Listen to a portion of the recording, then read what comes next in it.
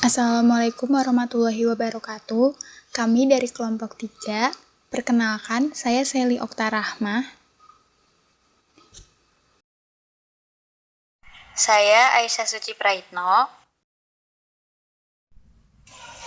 Nama saya Desyenda Sundari. Saya Wulandari. Di sini kami akan sedikit menjelaskan tentang apa itu computer attack dan contoh-contohnya. Semua komputer yang terhubung ke internet, terutama yang memiliki rahasia dagang penting atau aset TI yang berharga, terus-menerus diserang oleh peretas, pemerintah asing, kelompok teroris, karyawan yang tidak puas, mata-mata industri, dan pesaing. Orang-orang ini menyerang komputer yang mencari data berharga untuk mencoba merusak sistem komputer. Nah, dari penjelasan yang tadi, berikut beberapa teknik serangan yang umum terjadi.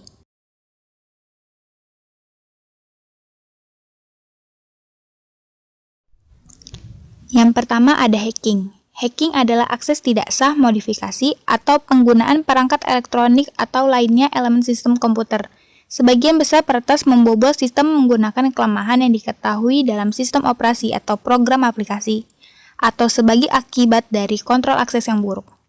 Salah satu perusahaan software monitoring memperkirakan ada lebih dari 7.000 kelemahan dalam perangkat lunak yang dirilis pada tahun tertentu.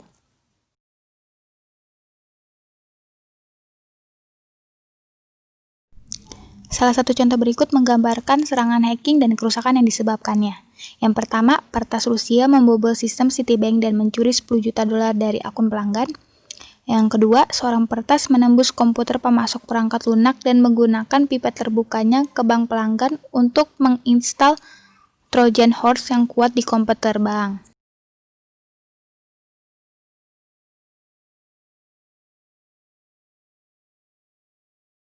Zero Day Attack atau Zero Hour Attack merupakan serangan cyber yang terjadi pada hari yang sama saat kelemahan atau kerentanan ditemukan di dalam sistem perangkat lunak. Hacker yang mengetahuinya kemudian akan mengeksploitasi kerentanan sebelum diperbaiki oleh pihak pengembang. Biasanya ketika pengguna menemukan kerentanan pada suatu sistem, mereka dapat melaporkannya pada pihak pengembang untuk dapat segera diperbaiki. Pengguna juga dapat menginformasikan temuan ini ke media internet untuk memperingatkan pengguna yang lain. Pihak pengembang yang mengetahui hal tersebut seharusnya segera melakukan perbaikan, namun terkadang hacker mengetahuinya terlebih dahulu dan melakukan eksploitasi pada kerentanan yang ditemukan. Bahkan untuk beberapa kasus, pihak pengembang belum mengetahui bahwa sistem mereka bermasalah.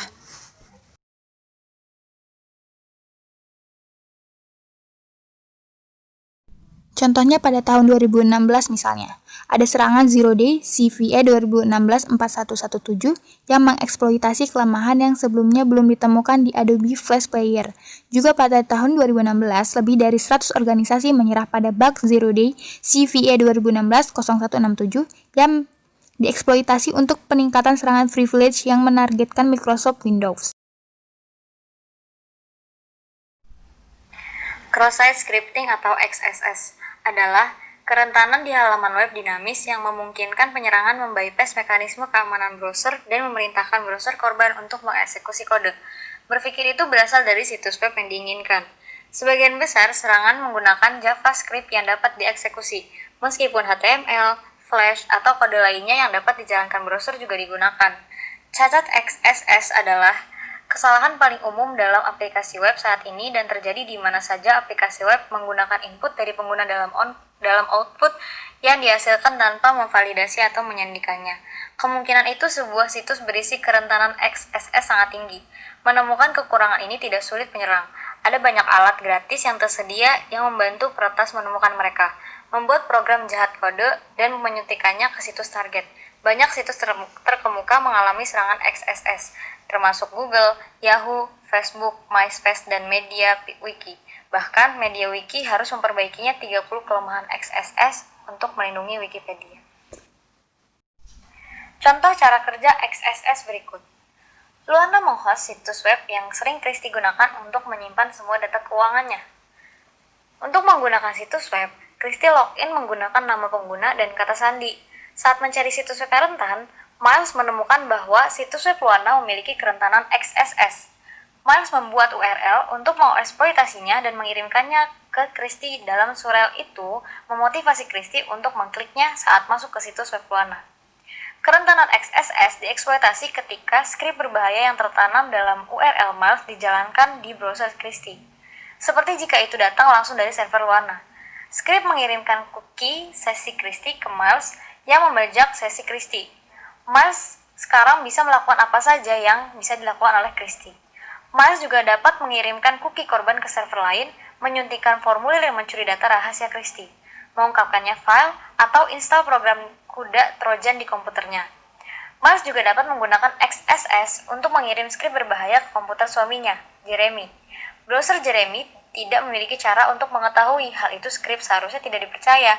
Menurutnya, itu berhasil dari sumber terpercaya dan menjalankan skrip. Miles juga dapat menjalankan XSS dengan memposting pesan dengan kode berbahaya ke sosial jaringan. Ketika Brian membaca pesan, Miles XSS akan mencuri cookie-nya, membiarkan Miles melakukannya membajak sesi Brian dan menyamar sebagai dia.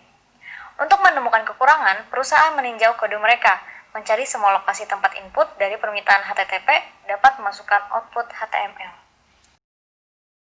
Serangan buffer overflow terjadi ketika jumlah data yang dimasukkan ke dalam suatu program adalah lebih besar dari jumlah memori atau buffer input yang disisihkan untuk menerimanya. Input overflow biasanya menimpa instruksi komputer berikutnya, menyebabkan sistem macet. Peretas mengeksploitasi buffer overflow ini dengan hati-hati menyusun input sehingga overflow berisi kode itu memberitahu komputer apa yang harus dilakukan selanjutnya. Kode ini bisa membuka pintu belakang ke sistem, menyediakan penyerang dengan kontrol penuh sistem, mengakses data rahasia, menghancurkan atau merusak sistem komponen, memperlambat operasi sistem, dan melakukan sejumlah tindakan tidak pantas lainnya. Eksploitasi buffer overflow dapat terjadi dengan segala bentuk input, termasuk server mail, database, server web, dan FTP. Banyak eksploitasi telah ditulis untuk menyebabkan buffer overflow. Kode cacing merah menggunakan buffer overflow untuk mengeksploitasi lubang di layanan informasi internet Microsoft. Data diddling adalah mengubah data sebelum atau selama masuk ke sistem komputer untuk menghapus, mengubah, menambah, dan memperbaharui data sistem kunci yang salah. Contohnya, termasuk penambahan atau perubahan dokumen yang digunakan untuk entry data, dan mengganti file yang berisi data input dengan file yang dimodifikasi.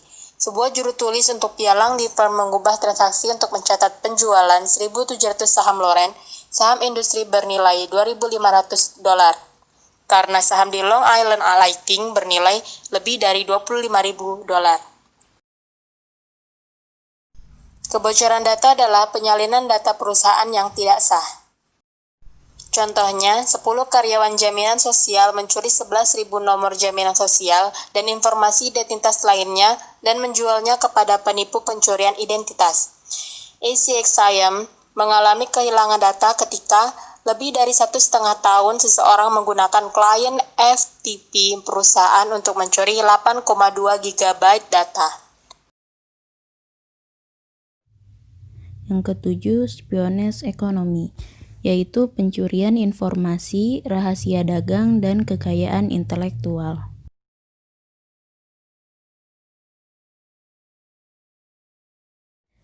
Contohnya, kerugian perkiraan $250 miliar per tahun, dengan kerugian meningkat sebesar 323% selama satu periode 5 tahun. Hampir 75% dari kerugian adalah untuk seorang karyawan, mantan karyawan, kontraktor, atau pemasok. FBI sedang menyelidiki sekitar 800 insiden spionage ekonomi yang terpisah kapan saja. Reuters Analytics diduga membobol komputer Bloomberg, pesaing, dan mencuri kode yang membantu lembaga keuangan menganalisis data pasar saham. Toshiba membayar $465 juta kepada Lexar Media sebagai kompensasi untuk rahasia dagang yang diberikan oleh anggota Dewan Direksi Lexar.